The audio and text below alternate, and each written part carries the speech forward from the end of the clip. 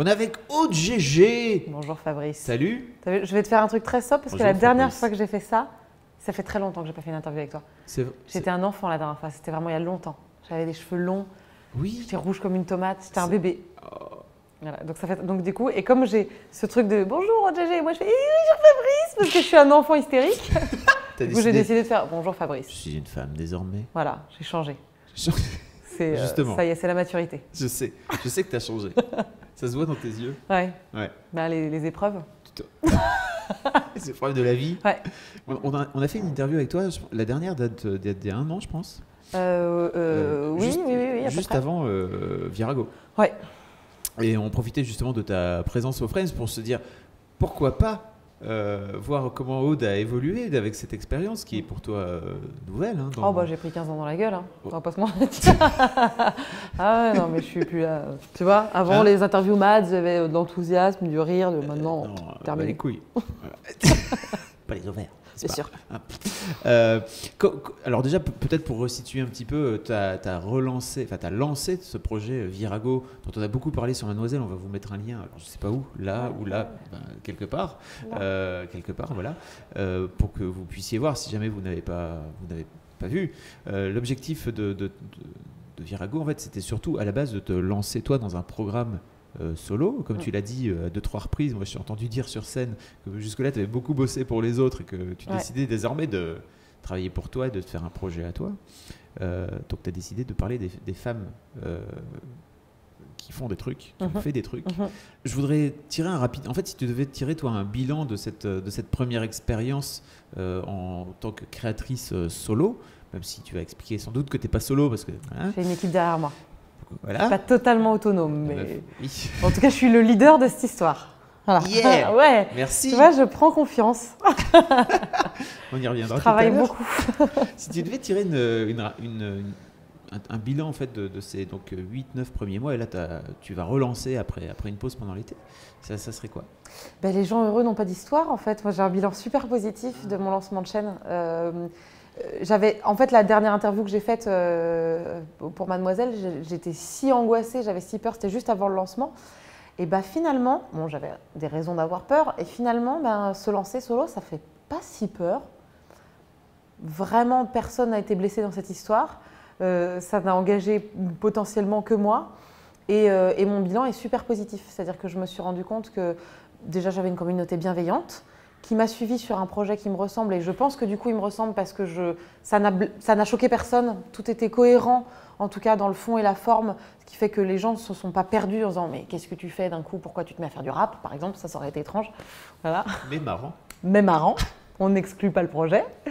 Donc je pense que les gens m'ont suivi, que la chaîne a monté de façon toute petite mais exponentielle, et ça ne fait que croître. Donc là, 6 mois après, je suis à presque 40 000 abonnés et j'en suis comblée parce que vraiment, je ne pensais pas faire plus de 30 vues. Donc je suis ravie, ça intéresse les gens. J'ai un espace commentaire qui est sain, qui est respectueux, très constructif parce que je réponds à tout le monde, je montre à tout le monde que je vois, que je lis. Il y a un échange, les gens contribuent beaucoup parce qu'en fait les commentaires des gens qui me mettent « mais tu devrais parler d'une telle, me permettent moi de remplir un petit fichier, et donc je prends vachement en compte ce que disent les gens. Donc c'est super constructif, et parfois il y a des vrais questionnements sous les vidéos. Pourquoi, de gens qui s'insurgent, pourquoi elle dit ça? Et j'explique que, en tout cas dans mon processus qui je pense tient la route, quand je suis en chroniqueuse, je ne fais que relater des faits historiques, et sans prendre parti. Et le personnage, quand elle dit des choses très engagées ou très fortes, ce sont forcément des propos qu'elle a tenus, qu'elle a écrits, qu'elle a dit. Je ne me permets pas de leur faire dire des choses très engagées si ce ne sont pas des choses qu'elles ont vraiment dites. Donc du coup, en respectant ce principe… Tu as quand même des touches d'humour, ou tu leur fais dire des trucs, etc. qui sortent, j'imagine, de… Oui, c'est le côté un petit peu fantaisie, on va dire, évidemment. Olympe de Gouges, j'ai jamais dit « ouais, mon pote », par exemple. Mais ça ne peut pas froisser, enfin, pour moi, ça ne peut pas froisser, ou ça ne peut pas… altérer son message. Ni altérer la personne, ni altérer son parcours, ni son combat. Donc du coup, je fais vraiment attention d'être très respectueuse et des personnages et de la forme et des gens qui regardent aussi. Pas de concession aux faits historiques, pas d'approximation, pas de choses dont je ne suis pas sûre. Si je n'ai pas recoupé 3 fois, je vire l'information de ma vidéo. Donc je fais attention aussi, mais parce que je trouve que c'est l'exigence d'Internet, de respecter le spectateur en ne lui donnant pas, en lui jetant pas des bribes d'infos dont je ne suis pas tout à fait sûre. Voilà. Et du coup, je suis très contente. Ça se passe vraiment bien. J'ai vraiment des bons retours. J'ai vraiment des gens que ça intéresse. J'ai des choses à améliorer, c'est certain. Mais pour l'instant, je vais en faire d'autres. J'ai un copain, vraiment en Haute-Savoie, dont la vie n'est pas Internet et il s'en fout et il fait autre chose, qui m'a dit, j'ai regardé ton programme, et j'ai retenu qu'il y a une nana qui a été présidente de l'Islande pendant 4 mandats. Je ne me souviens pas de son nom, mais maintenant je sais ça. Et je me suis dit, je sais que c'est possible. Je sais que c'est possible et je sais qu'elle a existé. Et je me dis, j'ai gagné. Je m'en fous qu'ils ne sachent pas à quelle époque, je m'en fous qu'ils ne connaissent pas exactement son nom. Mais par contre, si ça peut distiller dans l'inconscient collectif que telle nana a fait ça, ah ouais, ça me dit quelque chose. Il y en a une qui avait fait un truc dans le genre. Je me dis, c'était l'objectif, c'est gagné.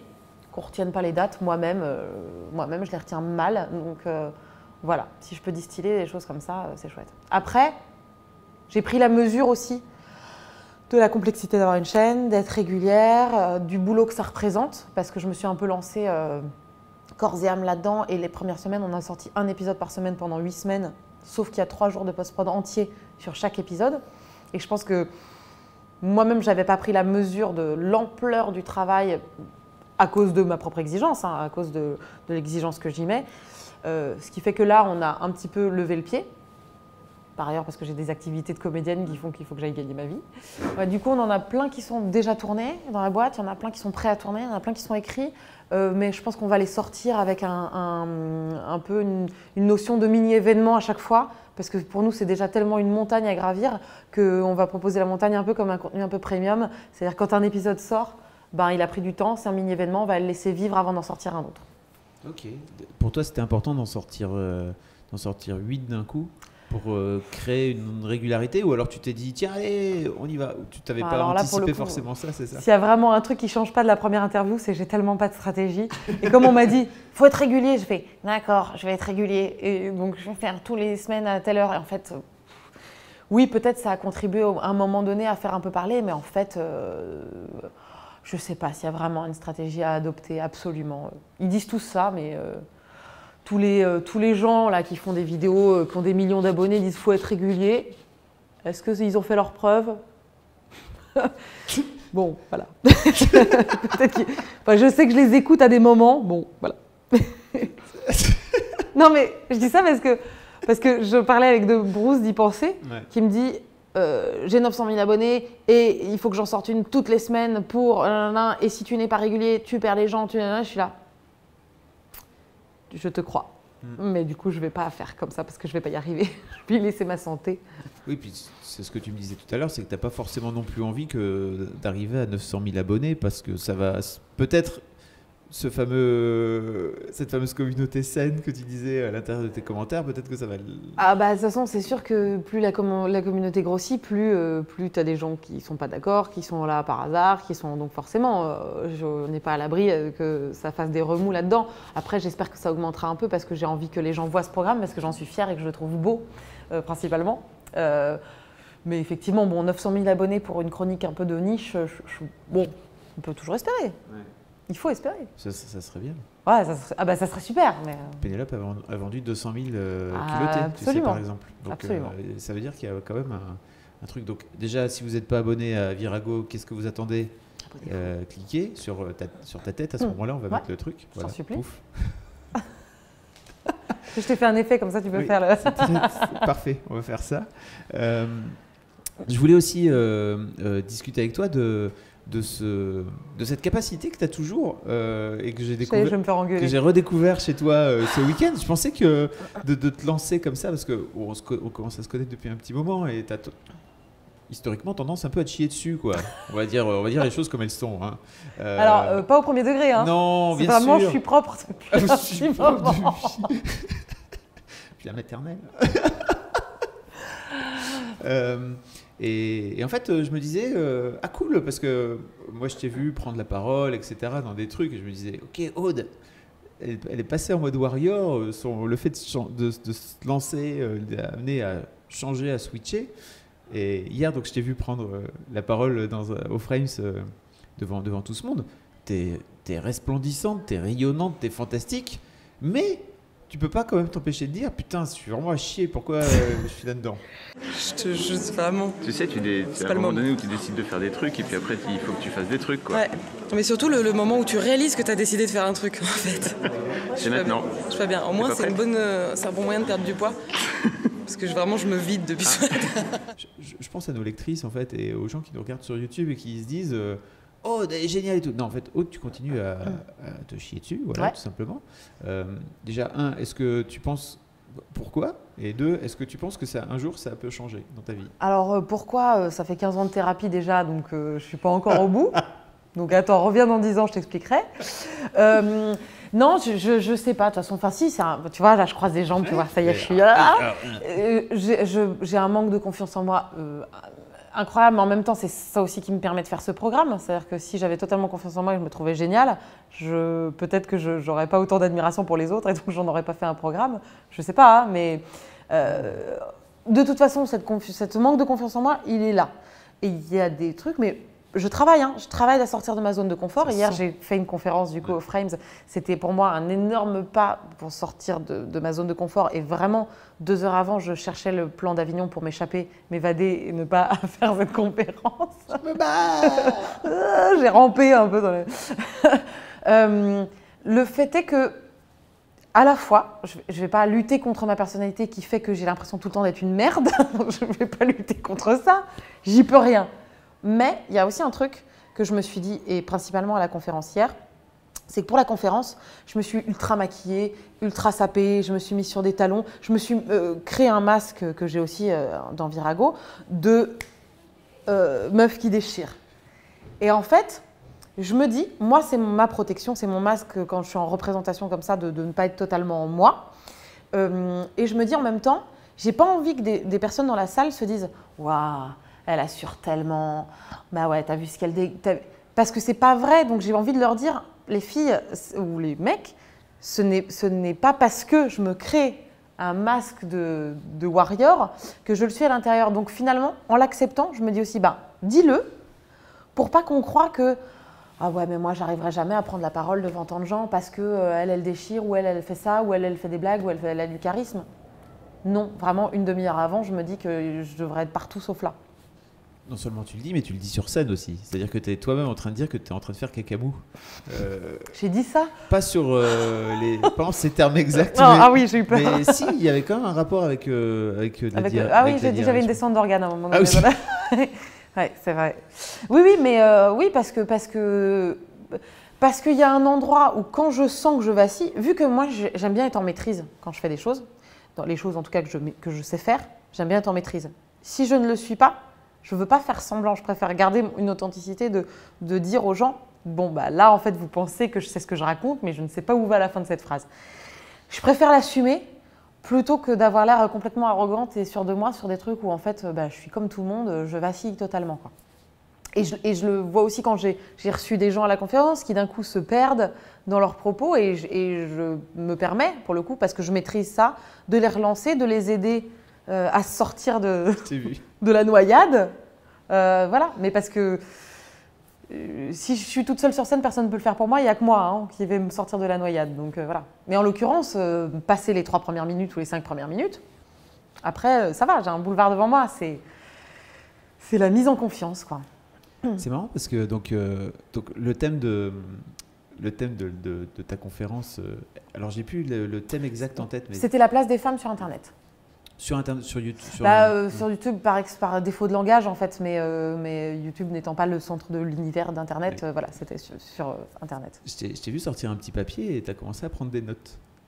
Oui. J'ai trouvé que c'était intéressant en fait. Tu as pris des notes de ce qui était en train de se dire. Ben non, en fait, j'ai pris des notes parce que j'ai fait un peu ma chroniqueuse. Mais en fait, quand il y avait pour moi un point essentiel que disait un de mes invités, je me suis dit, ça fait une bonne conclusion en fait. Et ça rajoute des points de conclusion. Tous les propos convergent vers ce mot-là. Donc, je vais me le noter pour à la fin dire. Voilà. Tu sais, je suis très scolaire. Hein. J'ai quand même un gros syndrome de première de la classe. Et toutes ces petites choses que tu relèves me font me rappeler pourquoi je n'avais pas d'amis à l'école. Vraiment. Voilà. Mais c'est fou parce que ça se retrouve justement dans l'exigence que tu as envers le contenu que tu crées, où tu dis, alors en journalisme en général on dit pas une source mais 2. Toi t'es pas 2 sources mais 3. Ouais. Oui, parce que le problème c'est que, on va pas se mentir, quand tu commences, ta source principale elle va être basiquement Wikipédia. Mais déjà, moi, j'ai pas confiance. Donc déjà, même ma page Wikipédia, elle n'a pas les bonnes informations. C'est pas moi qui l'ai créée, mais elle n'a pas les bonnes informations. Donc déjà, j'ai pas confiance. Donc forcément, je suis obligée de multiplier les sources. Et d'autant plus que je ne suis pas spécialiste dans le domaine. Je ne suis pas historienne du tout. Je suis vraiment même nulle en histoire. Du coup, je me dois d'être d'autant plus exigeante et d'autant plus scolaire avec ce que je vais tenir comme propos, parce qu'il y a vraiment des historiens en spectateurs. Il y a vraiment des gens qui, pour le coup, qui s'y connaissent. Et s'ils voient et que je me trompe complètement sur une période, je perds ma crédibilité. Et du coup, je me saborde moi-même mon programme. Donc, je n'ai pas envie de me tirer cette balle dans le pied. Donc, vous y avez une conférence à 3 avec Swan ce matin sur Elles font YouTube. Et c'est fou parce qu'elle aussi est vraiment dans ce truc de il n'y a pas moyen de déconner, il ne faut pas déconner. Et comme tu le disais clairement, et ça, c'est un truc dont on a déjà parlé sur Mad, quand tu es une meuf, il faut que tu sois 10 fois meilleur que tout le monde sur le job. C'est un peu antinomique aussi avec le fait de se dire ok, en fait je me lance, parce que ça veut dire à un moment donné qu'il faut quand même bosser, que ton truc soit le plus parfait possible. Comment tu as fait pour te dire ok, en fait Virago, je vais me lancer, mais à côté de ça il faut que ça soit hyper carré le bordel? Mais parce que c'est ce que je fais dans tout ce que je fais. Ouais. Même en tant que comédienne, je fais attention à comment je travaille un rôle et comment je le joue et comment je me comporte sur un plateau. Parce que pour moi, comment tu te comportes en tournage est aussi important que le rendu de ce que tu vas donner de ton personnage. Donc c'est comme ça que de toute façon, je fonctionne et je travaille. Donc l'exigence, elle est partout. Alors après, moi, je trouve aussi que pour faire un truc bien, il faut avoir un cadre. À l'intérieur du cadre, tu peux gribouiller, dessiner, partir, machin, mais il faut ce cadre. Et donc, moi, je me l'impose parce que j'aime bien la contrainte pour travailler. Je trouve que la contrainte est hyper importante. Si on me donne une feuille blanche, et si on me donne une caméra, on me dit fais un programme YouTube autre. Si je ne me mets pas absolument des épingles et des contraintes et fermer un peu des portes, il y a trop de choses. J'ai pas de, voilà. Et puis, mon esprit partirait dans tous les sens et ça irait pas. Donc, je trouve ça important de fixer des objectifs, des cadres. Après, le truc que ça empêche, c'est ça, mon auteur, on se bat là-dessus, parce que j'ai mon auteur avec moi, Virago, qui s'appelle Adrien Rebaudot, et on se bat un peu là-dessus parce que lui distille beaucoup de vannes dans les Virago que j'efface au fur et à mesure. Ça me fait marrer, je trouve bien, mais je veux pas mettre trop d'humour, je mets des petites pointes, mais tu sais, c'est de l'humour, on fait pas plus. Pourquoi justement tu fais en sorte de garder une forme sérieuse? Parce que j'ai peur sinon on ne prenne pas le truc au sérieux et le contenu est trop important et parfois je me permets une petite vanne à la fin ou au tout début. Là j'étais vachement étonnée, j'ai présenté un inédit au Frames hier, les gens ont ri et j'étais ah bon? Et j'ai eu presque peur. Non, parce que tu peux jouer entre le décalage de ton personnage et de Virago. Sauf que c'est pareil, comme pour moi la présentatrice doit être dans le fait historique et l'autre, je ne veux pas lui faire dire non plus des choses. Voilà. Donc ça peut être dans des trucs très fins de réaction, etc. Mais je préfère effacer la vanne qui pourrait cristalliser aussi le commentaire sur ouais, pourquoi tu as mis une vanne, etc. Par exemple, mon deuxième personnage qui était Vic 10, Finn Bogatodir, au tout début où je ne savais pas du tout ce qu'allait donner Virago, j'avais fait un accent islandais parce que ça me faisait marrer d'imaginer que personne ne sait ce que c'est que l'accent islandais. Si tu veux faire un accent anglais, tout le monde sait le faire. Donc je trouvais ça vraiment basiquement rigolo. Et je ne me suis pas dit que ça allait vexer la communauté islandaise. Mais j'ai eu 2-3 commentaires de pourquoi tu fais un accent. Et en fait, ça me faisait juste marrer ce petit personnage de lui faire comme ça et de faire, si elle a un petit rire, de lui faire parce que je trouvais ça rigolo et pas insultant. Mais tu as toujours quelqu'un pour cristalliser et je me dis en fait, j'ai pas envie qu'on cristallise là-dessus alors que le fond est vachement plus intéressant. Donc je préfère estomper tout ça et qu'on se concentre sur ce qu'il y a à raconter. Peut-être qu'au bout de 50 épisodes, j'aurai une liberté qui me permettra de... Voilà, mais... Et comment tu fais pour y arriver, tu penses? Je pense que quand j'aurai vraiment installé ce truc, ces codes-là, si je me permets, peut-être je me sortirai du cadre à un moment donné. Mais pas pour l'instant. Il faut installer un truc, je pense, où les gens comprennent le principe et sont fédérés autour d'un même projet, quoi. Tu penses qu'au bout du 8, c'est toujours pas fait le fait qu'on pense, le fait qu'on se dise ok, la meuf, elle est là pour mettre en avant des femmes qui ont fait des trucs et qui sont oubliées, etc. Alors, j'ai d'autres sujets parce que tu vois, j'ai d'autres problèmes. Hein, c'est que les 8, non, je pense que c'est pas encore assez parce qu'il y a encore des sujets vers lesquels j'ai commencé à tendre mais qui sont encore compliqués. C'est les femmes vivantes. Là, dans les trucs que j'ai tournés déjà, il y a une nana qui est une indienne et qui a 28 ans aujourd'hui. Comment ça va être perçu? Comment la contacter pour la prévenir? Est-ce qu'elle va être gênée? Est-ce que les gens vont être gênés du fait que je fais parler quelqu'un qui est complètement en vie et que j'aurais pu inviter? Tu vois, j'aurais pu la faire venir de New Delhi dans l'absolu. Les femmes de couleur, ça a été un gros sujet parce que je ne vais pas faire que des femmes blanches. Je ne vais pas traiter que des femmes blanches, il n'en est pas question.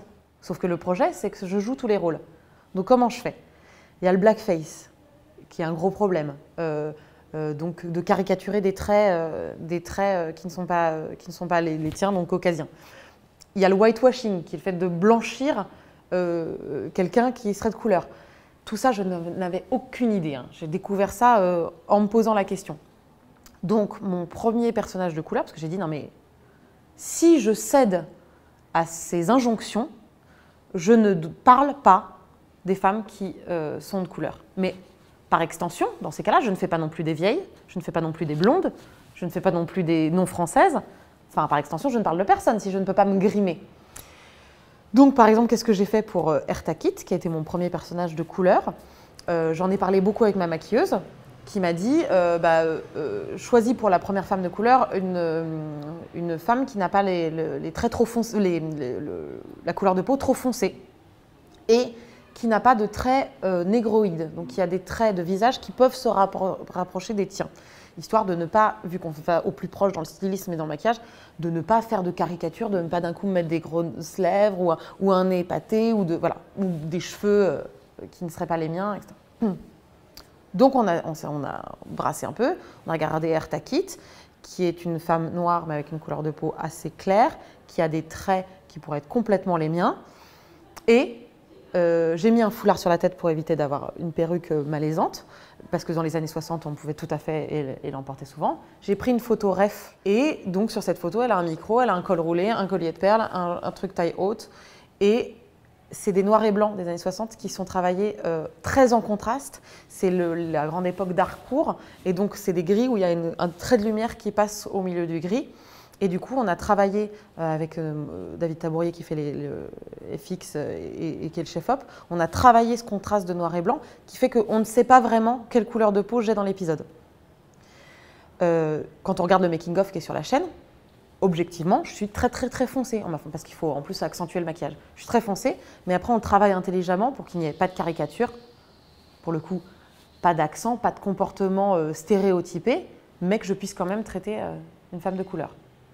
Et j'ai d'autres astuces dans ma besace pour, maintenant que j'ai imposé ça, faire d'autres femmes qui seront vraiment franchement noires, plus foncées, d'autres nationalités. J'ai une indienne là qui arrive. Mais donc, tu me dis, ouais, tu as installé aux 8 premiers épisodes, mais les 8 premiers, c'est pas encore ce que je vais me confronter avec les 4 qui sont tournés et qui vont sortir bientôt, où j'ai 2 indiennes, donc une qui était vraiment franchement la peau blanche, mais une qui est vraiment indienne, voilà. Et on va voir déjà comment on va réagir les gens. Et puis avec le fait qu'elle soit en vie. Donc de toute façon, les challenges, ils arrivent. Hein. C'est fabuleux de voir à quel point un problème, une solution. Ok, d'accord. Bah, je suis pas en train de te faire caca dessus là, tu vois quand tu. Non, mais parce que j'y travaille à fond. Je réfléchis vraiment le sujet. Je prends pas ça à la légère et si j'avais voulu faire, comme tu le dis si bien, des PDCL, je l'aurais fait. Et là, j'ai pas choisi cette voie-là, j'ai pas choisi la facilité. J'ai choisi de me casser le cul pour les gens qui vont regarder. Donc tout est réfléchi. Mais c'est aussi pour ça que quand on me conteste un propos, mais derrière, je peux faire une thèse en réponse sur pourquoi. Parce que chaque mot a été choisi, pioché, pas au hasard. Chaque création, tout.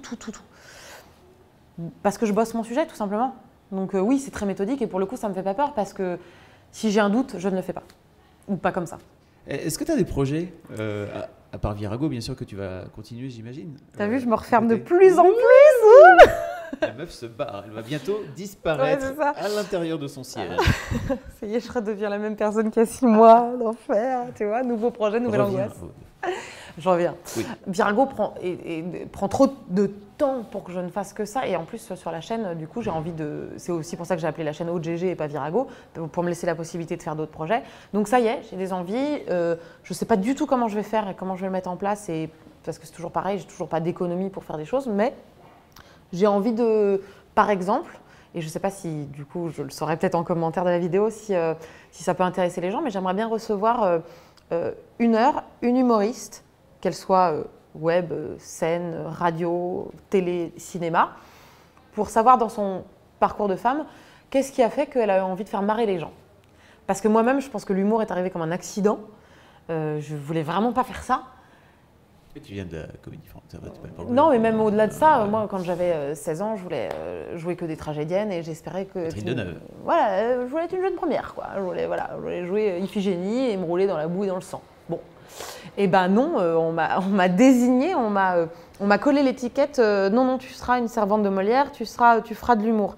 Donc moi, finalement, je ne veux pas dire que je l'ai subi, hein, parce que je suis très contente de tout ce que j'ai fait, mais à quel endroit il y a cette bascule qui s'opère de je vais faire rire les gens.